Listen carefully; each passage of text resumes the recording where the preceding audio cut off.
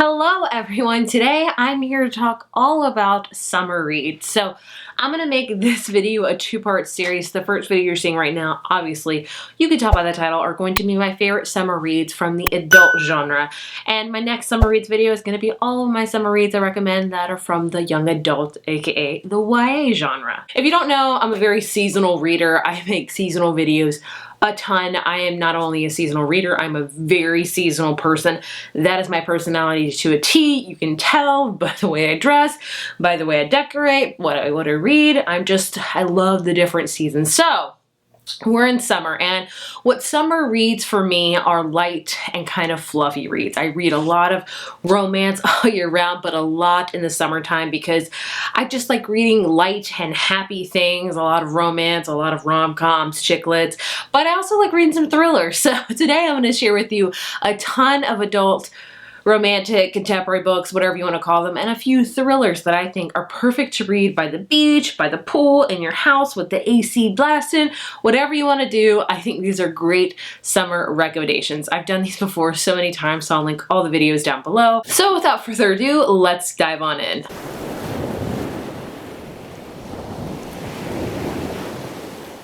The first book I want to recommend wins the award for the most summery cover, and that is The Unhiding Moonroof by Christina Lauren. This is one of my favorite books by them. If you don't know, Christina Lauren is two authors comprised into one name, and they write a lot of adult romantic books, and I really enjoy them. I've read the vast majority of their books, and this one stands as like one of my top three, honestly. So in this book, we follow a character named Olive, and Olive has a twin sister who's getting married, and obviously she is the maid of honor, and she is also paired a lot with the best man, who is the groom's brother, and she loathes him. His name is Ethan. They just really hate each other, but they're always together because, you know, maid of honor, best man duties, da-da-da-da. So when Olive's sister actually gets married, the reception happens, people eat, stuff like that, but then everyone that eats gets super sick. They get food poisoning. The only two people that didn't eat are Olive and Ethan. What do you know? So Olive's sister is so sick, she's unable to go to her honeymoon. So she makes Olive go in her place, as well as they take Ethan because they don't want their money to go to waste, understandably. So Olive and Ethan go to Hawaii and have to pretend to be a married couple. Oh my gosh. And of course, you can guess with the hate to love trope, what's gonna happen. So obviously you can tell these two characters really loathe each other by the beginning of this book, and by the end of this book, they might be singing a different tune. All set within the beautiful backdrop of Hawaii. You have a great summer book to read with a mixed tropical drink in your hand if you are of legal age, of course. I really enjoyed this book. Definitely one of my favorites. I will always recommend it every summer because goodness me, if you don't want to wallpaper like this design on your room for summertime, goodness, I loved it. Highly recommend it. Next up, we have Island Affair by Priscilla Oliveries. If I pronounce that wrong, I apologize. This also has a really summery cover as well.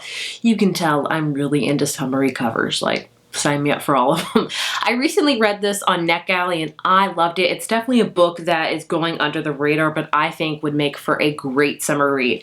So in this book, we follow two characters, Sarah and Lewis. So Lewis is a native to the Florida Keys. He's like a firefighter paramedic, and he has to take some time off from his job for some reasons. And then he runs into a girl named Sarah at the airport. She is there and she's frazzled because her boyfriend that was supposed to accompany her on her family's like vacation just dips out at the very last second. So she's very frustrated because her parents and family were going to meet this boyfriend, and she doesn't want to shake things up because her mom is in remission from cancer, so she wants it to be a very smooth vacation. When Lewis overhears this, they hatch up a scheme literally after seconds of meeting that he will be her fake boyfriend and he will pose as her boyfriend for the vacation. And it goes from there. Really, this book is a fake dating trope, and I really enjoyed it a ton. I loved how it was set in the Florida Keys. I've been to Florida a few times, but I've never been to the Florida Keys. But goodness me, does this want to make me visit it. The restaurants, the culture, it just sounds amazing. And this was just a really cute, not too serious, but adorable romance book that I ate up. And like I said, it's going under the radar. I still need to buy a physical copy of it, but I really enjoyed it. And again, would make for a great summer read. How many times will I say that in this video? Next up, another book I recently read on NetGalley that I have to purchase is Party of Two by Jasmine Guillory. This is the 5th book in the wedding date series, I guess you could say. You don't have to read them in order. With a lot of times with adult series or like contemporary series, a lot of the times you have like just supporting characters in each book, so you don't have to read them in order. I didn't. I read the first... How many books have I read in this series? This is gonna be a 3rd or 4th. I haven't read all of them, but this is the 5th one, and I have to say, I really enjoyed it. It might be my favorite of hers by I read, honestly. I liked it a lot. In this book, we follow 2 characters as well. We follow Olivia and Max. Olivia is a lawyer, and she just moved back to LA where she grew up, but she was in New York for a while because she's starting her own law firm with her best friend. And then one night she meets this really cute guy named Max, and they hit it off, and they have like kind of a flirting session, and then she meets him again spontaneously, and she learns that he is a senator for California, and they strike up a friendship that turns into a relationship that obviously is very hard when you date somebody in the political field because all eyes are on you all the time. So they kind of have a secret relationship at first and have to navigate it because they have a mixed relationship with her being black and him being white, so it's hard for them to navigate. But I really enjoyed this book. Jasmine Guillory writes just the cutest romantic scenes, and she puts a whole bunch of food in there as well, which I just appreciate so much. Like, Olivia in this book loved cake. And let me tell you something, Max surprised her like when he met her for the 2nd time, because when they first met, they bonded over talking about cake. And then when he saw her again, like, I don't want to say out in the wild, but when he saw her again randomly, he figured out where she worked and he's like, I'm going to send her the best cake. And he did. Like, what an amazing man that sends a woman a cake. Like, yes, please, more Maxes in the world. ASAP. So again, this was a cute romantic book. I really enjoy all of her books, and again, as I will say, this makes for a great summer read. Don't tell me how many times I've said that. Probably too many. Next up, we have Girl Gone Viral by Alicia Rai. This is a sequel to The Right Swipe. Again, this is, like I said, a sequel, 2nd book in a series. You don't have to read The Right Swipe in order to read this one. It does have adjoining characters from the series, but it's not pertinent that you read it. So in this book, we follow a character named Katrina. Katrina is very private. She doesn't like keeping her life online. She likes being to herself a lot because of what's happened to her in the past. So one day she's just out at a coffee shop. This one guy sits next to her and they start flirting, and it's all innocent and everything. Then all of a sudden somebody live tweets it and calls her like #CafeBae, and they make up this really big relationship out of these 2 people that just met. Even when the guy asked her out, she's like, no, I'm not really interested in it. But it got way blown up on Twitter and everything like that. And she starts to really get scared because she's going to be seen on the internet, and she doesn't want that because of what's happened to her in her past. She's trying to stay hidden. So her bodyguard Jazz decides to take her to his family's home, which is like a peach orchard. Is that the right word to say? Either way, it's like a peach farm. It's amazing. I don't even like peaches, but I would love to go to a peach farm.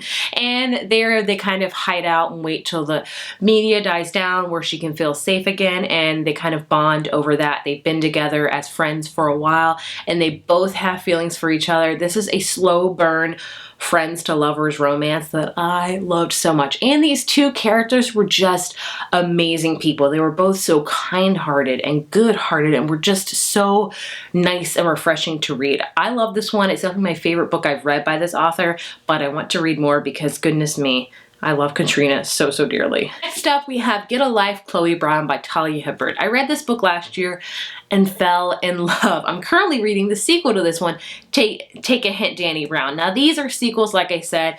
I would recommend reading these together because the first book we follow Chloe, then we follow her sister, Dani. So, I mean, I feel like it's kind of important to read them, like, you know, plus the spines. Oh my gosh, yes.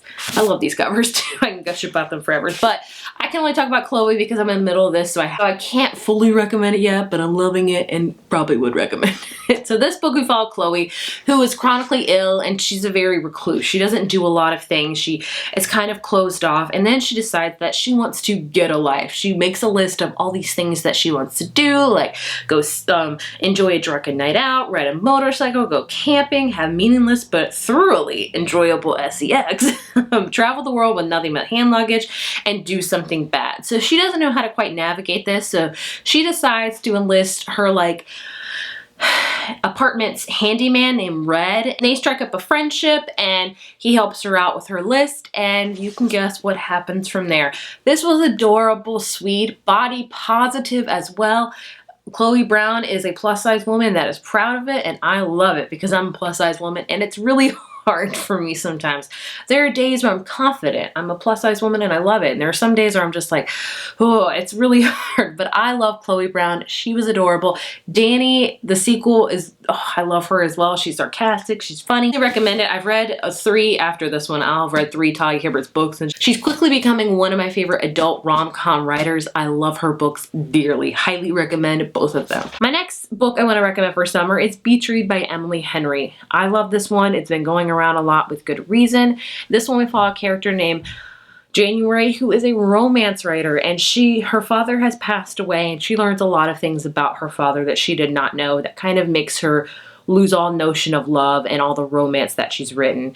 And then she kind of moves to like this lake house town, and her neighbor is Augustus, who she went to college with, and they kind of have this hate-hate relationship with each other. And he's also a writer, but he doesn't write romance. He writes a lot of serious books, and they both kind of meet up and become friends again and decide to incorporate each other's genres into their current work of progress because they're both struggling a lot with writing and with their life. And so they go on trips, and she'll take him to like romantic comedy trips, and he'll take her to like cult and interview people that have passed away in the cult and family members and things like that. And it's just a really great summer read. I will say this is light. The romance is amazing, but it does have a lot of heavy undertones with grief, with depression, with things like that. But again, I would recommend it. I think it's a great summer read, as I said a lot. The last contemporary book I want to recommend to you is the Happy Ever playlist by Imezin.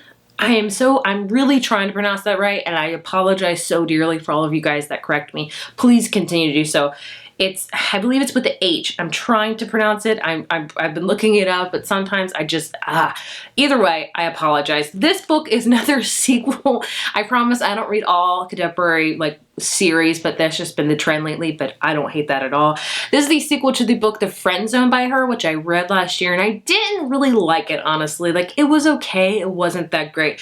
And I was very skeptical picking this one up, but I'm very glad I did because I freaking loved it. So in this book, we have a character named Sloane, and Sloane has lost her fiance. It's been 2 years. She's still grieving really, really hard, and she's having a struggle just to go day by day.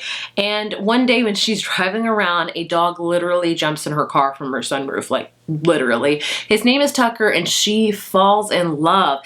She tries to return him to his owner. She calls the owner's voicemail and phone several times, never gets a call back. So when 2 weeks go by and Tucker's owner finally reaches out, she's like, you know, where were you at? I feel like this is my dog now. He's really helped me out. And she learns that Tucker's owner, Jason, is a musician and has been on tour in Australia, and he's coming back home and he wants his dog back. So since then, they start texting sporadically and start flirting and things like that, and they finally meet each other, and it's just a really beautiful love story after grief and after loss. And I love the first half of it. Honestly, the first half was 5 out of 5 for me. The second half kind of wavered off a little bit, but I still loved it. It was just a very beautiful love story in my opinion. Plus a dog. There are so many covers with books with dogs on them, and the dog's never in it. Trust me when I say the dog's in this one, in case you're interested in that. This was adorable, super sweet, loved it so dearly. So those were all my romantic kind of books I want to recommend for the summer. I do also like reading thrillers in the summer. Something about it is just very, very fun to me. Not fun, thrilling, I guess you could say. So I have 2 recent thrillers that I've read in the past couple months that I think are perfect to read like in one sitting, honestly, especially the first one.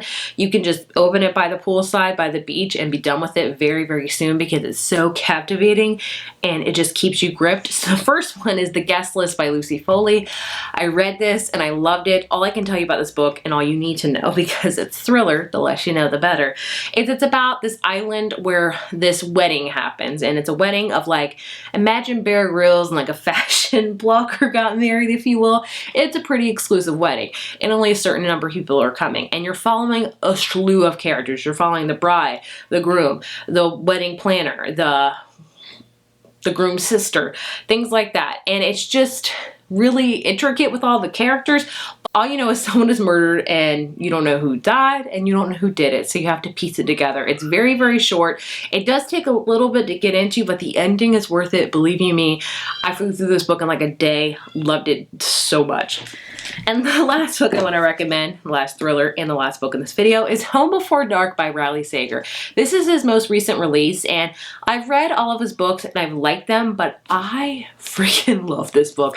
Was not expecting to because I'm just so off and on with his books, but I was hooked from page one in this book. Like, I finished this so freaking fast, and it's not like a small book by any means. This book is like perfect for you, like creepy fall lovers. If you want a taste of that in the summer, look no further. So this book, we follow a character named Maggie, whose family lived in this house called Banbury Hall, sorry, like 25 years ago. And they lived in it for like 2 weeks. And then all of a sudden one night they just book out, they run for their lives. They never return back. And after that, Maggie's father writes a book called House of Horrors about their tale, about their experience in this house for 2 weeks. And Maggie's never believed it. She was only like 5 when she lived there. Nothing ever happened. She didn't understand. And then we flash forward to 25 years later, obviously, when she's a grown-up, and her dad passes away and leaves her Banbury Hall. So she decides that she's going to go back and fix it up, because that's exactly what she does in her career, and, you know, sell it, but also figure out what really happened, because she never believes that there's ghosts or paranormal things, but she believes something's happened that her family is keeping from her. So obviously when she goes back, things are uncovered, things are getting spooky and weird. Also in this book, we have adjoining chapters like of her dad's actual book, House of Horrors, and I loved how he incorporated that. This really had me on edge. It was creepy, but not super, super scary, but the end definitely surprised me. Wasn't expecting any of it, and I have to say, it's my favorite Riley Sager book I've read. I'm surprised, but here we are. So there you have it. Those were my summer recommendations, adult styles. I don't know why I said that, but either way, I hope you enjoyed this video and got some recommendations to read for summertime. I would love to know what genres you read for the summer. Are you a really heavy fantasy reader in the summer, or are you like me that likes reading like a lot of cute, fluffier books? I would love some recommendations as well. Please leave them down below. Thank you guys so much for watching, and I will see you in my next video. Bye.